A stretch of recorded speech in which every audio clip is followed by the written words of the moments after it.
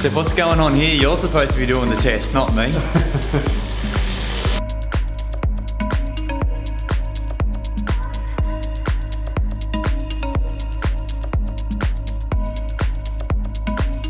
So my SRM, Stephen went and picked it up from Raoul, from my Bianchi, and he's going to put the SRM, which is a power meter, very accurate power meter, on my Canyon. It is. I think this is an Australian mold, this work stand actually. Aptly named work stand. Alright, so if you guys were thinking about setting up a little den like this, you've got the TVs there, you've got a gaming computer which sits behind the TVs, you've got a workstation over here, you've got all these rubber mats which they are not cheap, they're quite expensive, about 25 bucks per meter. You're probably looking at about, what, with the computers, 5 grand? Yeah, I reckon a bit under. There'd be change under that. So 5 grand would change, which is pretty good. So do you do weights? Do I look like I do weights? Well, that's what I was going to say. I should be flexing quaddies, but yeah, I do. I'm in here intermittently. When I'm inspired, I'll be in here a bit. Yeah. I sort of use it to show athletes how to do things properly, and then the ones that live close will shoot in and get some stuff done after work or something some nights. And yeah, I think it's when I want to get buff for summer, I might come in and strengthen up. But I'm an endurance sort of focused coach, I suppose, where there's strength and conditioning coaches and they'll give you the reasons why it works. But on basic principles, yes, the stronger you are, the more muscle you can use, the more efficient you are, the more power you can push as a relative percentage of your max. So I think it's important to incorporate in. For triathlon and running and weight bearing events, doing strength training is important for a bit of injury prevention as well. But because we're so passive on a bike, just sitting there, I think it's less important for loading bones and things up for tendon stiffness and things like that. So. All right, so Stephen, we're doing the whole thing. So he's going to do a step test. For those that don't know what a step test is, we step up in power over a period of time, every 2-minute increments. 2.5 minutes. 2.5 every 25 watts. Sorry, every 2.5 minutes we go up 25 watts until you pop. So that's a step test, and it basically gives you a baseline of your current fitness. But what he's going to do is also some skin folds, and he's going to weigh me, and we're going to do a few other things to see where I'm at right now. I'm thinking about getting a DEXA scan done, but we'll just wait and see on that. But yeah, no, DEXA is always good. Like as we said with the SRMs, it's gold standard in power measurement. Theoretically, DEXA is gold standard for body composition. Right. You can see if your bones are strong, like your bone density, which is primarily what DEXAs are used for, and also your segmental body composition. So it can tell you how much fat's on your arms versus legs versus, or muscle mass, sorry, as opposed to arms, legs, where in segments where everything sits. Show me how it feels when your love is burning in me. All right, 83.8 kilograms. All right, and I used to race at 72, 73 kilograms. So I'm like over 10 kilograms overweight. So we just put the SRM on the Canyon. And now I'm just making sure it's all picking up, which it is. Making sure it matches up and it's zero offset and stuff's right to match up with the Neo. We'll give you a good warm up and then get into it. Raise the place so high, I can never escape the heat, no.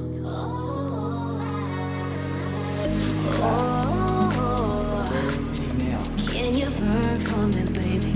With a smart trainer on erg mode, which is what we do for the step test, the athlete doesn't have to try and hold a power. The trainer does it itself. So the way it works is that you sustain a certain cadence. If you drop your cadence, it will increase the amount of force on the pedals by increasing the torque. If you increase your cadence, it will reduce the amount of torque on the pedals, so power stays the same, so power is the constant. Right. Because power is force times by velocity, in this case rotational velocity. So that's essentially how power meters work. It's the strain on the strain gauges times by how fast you're spinning equals power. And in this case, power is the constant. So all you got to do is pedal. Okay, so if I'm only doing 150 watts now and I'm already at max heart rate, is that a problem? Yes. You're only at 130. What do you reckon your max is? Max wattage? No, max heart rate. Heart rate? Age predicted is usually 229. Maybe 183? Your age. 183, Yeah. 184? 180. Alright, so you got lots of room to move. You're at about 130 now. Alright, let's And do you're this. talking to me, that's a good thing. I can still talk at 180 though, that's the problem. You won't be talking much at the end. Alright, let's do this.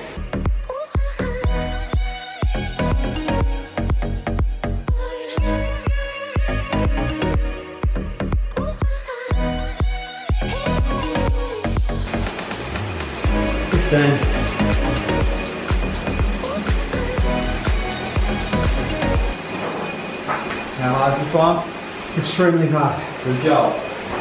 Keep hanging in there. Come on, as long as you can. Let's get a minute in. Still breathing. Under control. Ripping it. Last lap, stand down. Hanging on for the sprint. Job mate, doing well. Come on, it's mental. Yeah, he's still on top of it. Last looking real good. Good job. Coming up to a minute in. Good one, good one, good one, good one.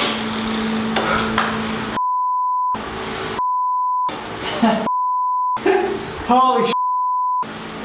Been easy, been easy. No resistance. Can you burn for me, baby? Can you burn for me, baby? 30 seconds, 40 seconds after this, I want to go again. So, Didn't I say that in the last video? As soon as you finish, someone says, I reckon I could have gone a bit longer. yeah.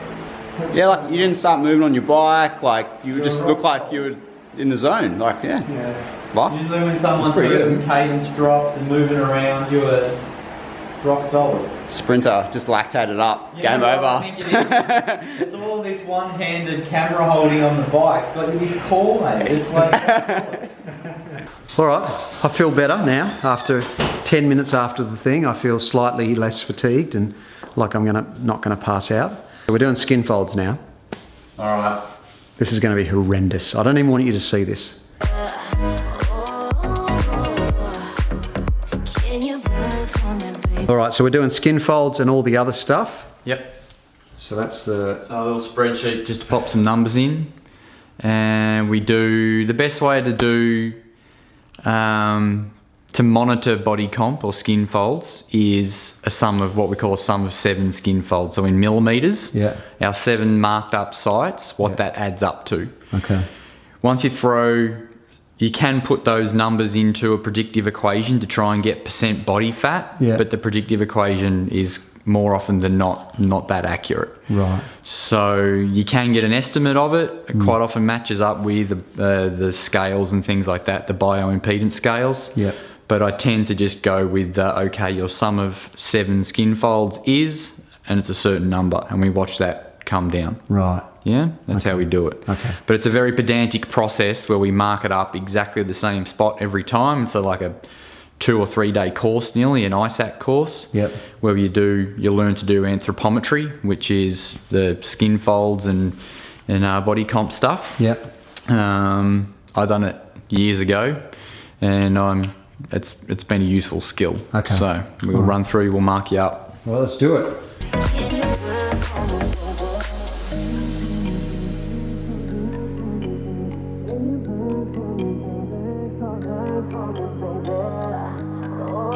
Stephen's got to run me a proper report on all of the skin folds and the testing that we did in the step test. But we can just calculate things. We just got the calculator and calculated some numbers. So Stephen's going to run through them now. And listen, I'm quite embarrassed about my numbers considering what they used to be, but it is what it is.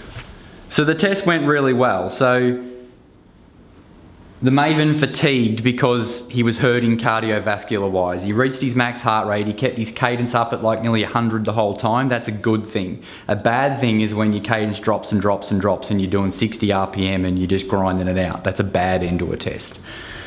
So I'm confident it was a proper maximal aerobic power test. So what we got, he got 45 seconds into the 300 watt stage. Yep. So what we do is take a fraction of that, we add it onto the stage that you finished, 275. So that gives us your power at VO2 max is about 285 watts. And then I can predict your threshold roughly by using this test is about 240, 235 watts or so. Right. So that's where your percentage of FTP in training in all the sessions that we give you is going to be mostly based around that for now. Okay. But I can guarantee you, I know you're disappointed with the numbers. Yeah. But if I did this test now and I did it in a month's time, I'll be struggling to get maybe 5 or 10 watt increase in my maximal aerobic power. Yeah. So my power at VO2 max. Yeah. I can guarantee you after a good 6 weeks of proper training, if we get it done, you will finish 300, probably get into 325 and your threshold's going to be up at like, 260, 270, 280 nearly. Right. Because you're not trained at the moment. Yeah. You're basically, you'll admit yourself, you're not real fit. That's right, yeah. So my FTP, when Stephen asked me earlier, and I've tested it before several times, it was about 300. And it's now down to 235, which is just incredible. What a lack of training, too much eating, it's just incredible what it does to you. Yeah, you lose your metabolic control. The first thing that goes is your cardiovascular system, your heart rate. Your heart rate's way higher than what it usually is for any given power output. Yeah. So with training, that's going to come down. Yeah. That's going to be the first thing you notice. Your legs hang on to the training better than your cardiovascular system. Yeah, yeah. So we're going to get those to match up again. Yeah. Stephen's going to write me a program. Mm-hmm. Okay, we're going to look, so we've got all the base, skin folds and everything, and I'll go through those in a later vlog with Stephen over a coffee.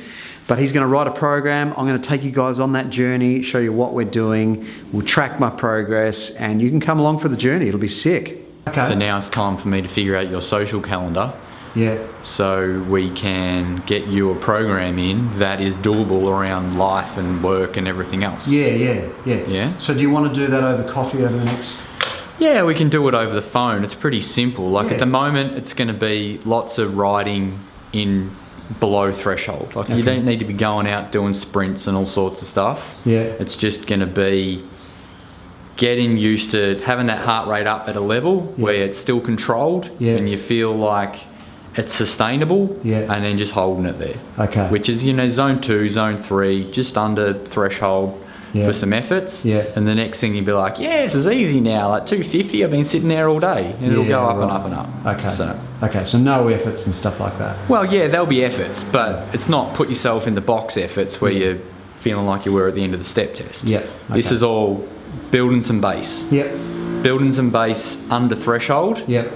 Or finding that zone where you're maximising fat oxidation and things like that, so we can turn you into an endurance athlete again that uses fat in preference to carbohydrate, gets rid of some of this unwanted body fat, and gets that weight coming down as well. We can do various things if it works in with work, where you can do a session at night time, maybe have an early dinner, do a session at night, go to bed without eating anything after that session, and then a cruisy little roll in the morning, where you're spending this long period of time overnight in this good fat burning zone per se. And that's a pretty good way at trying to help that weight loss program. Okay. Yeah? Yep. The sleep low protocol, it's called. Right. Sleeping with low muscle glycogen is a pretty good way.